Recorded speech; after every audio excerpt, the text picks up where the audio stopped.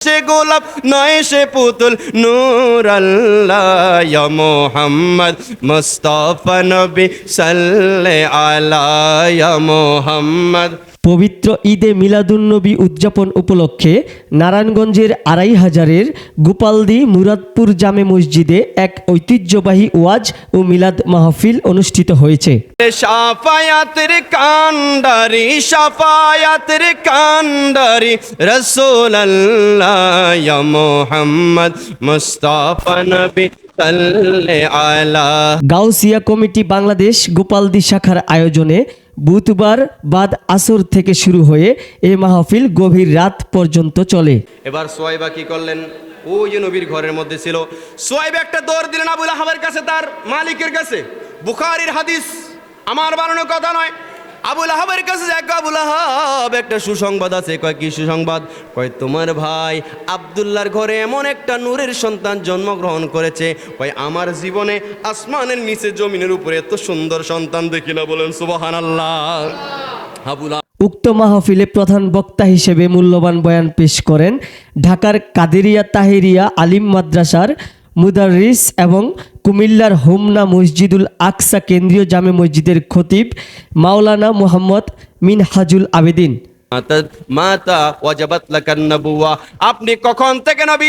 আল্লাহর নবী জানিয়ে দিলেন, ও আমার সাহাবায়ে কেরাম শুনো, তো কুনতু নাবিয়্যান ওয়া আদামু বাইনা রূহি ওয়াল জাসাদ, আমি নবী তখন থেকে নবী। কয় যখন হযরতে আদম নবীর দেহ এক জায়গায়, রূহ আরেক জায়গায়, মাটি এক জায়গায়, আর পানি আরেক জায়গায় এখন একত্রিত হয় না। আমার নবী জানিয়ে দিলেন কুনতু নাবিয়্যা, আমি নবী তখন থেকে নবী ছিলাম।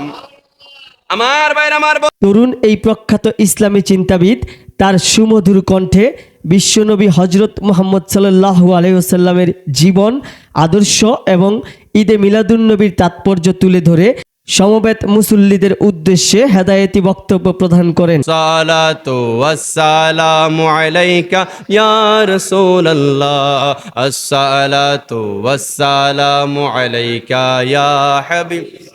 অনুষ্ঠানে বিশেষ বক্তা হিসাবে উপস্থিত ছিলেন ব্রাহ্মণবাড়িয়ার হজরত রাহাত আলী শাহ জামে মসজিদের সাবেক ইমাম ও খতিব মুফতি আবদুল্লাহ আল কাদেরি। এছাড়াও ওয়াজ পেশ করেন গোপালদি মুরাদপুর জামে মসজিদের ইমাম ও খতিব হাফেজ মাওলানা সগির আহমেদ। গাউসিয়া কমিটি বাংলাদেশ গোপালদি শাখার সার্বিক ব্যবস্থাপনায় অনুষ্ঠানটি পরিচালিত হয়।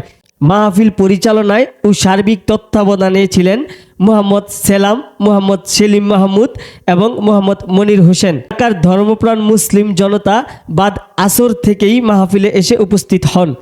এশার নামাজের পর ওয়াজ ও মিলাদ শেষে দেশ, জাতি এবং সমগ্র মুসলিম উম্মাহর সুখ, শান্তি ও সমৃদ্ধি কামনা করে বিশেষ দোয়া ও আখিরি মুনাজাতের শেষে তোবারক বিতরণের মাধ্যমে মাহফিলের সমাপ্তি ঘটে। অত্যন্ত গরমের মধ্যেও একটা নবীর প্রেমিকও লড়ে না। আল্লাহ আপনি তো প্রত্যেকের মনের খবর জানেন। আল্লাহ মেহেরবানি করে আমাদের প্রত্যেকের হাজিরাকে আপনার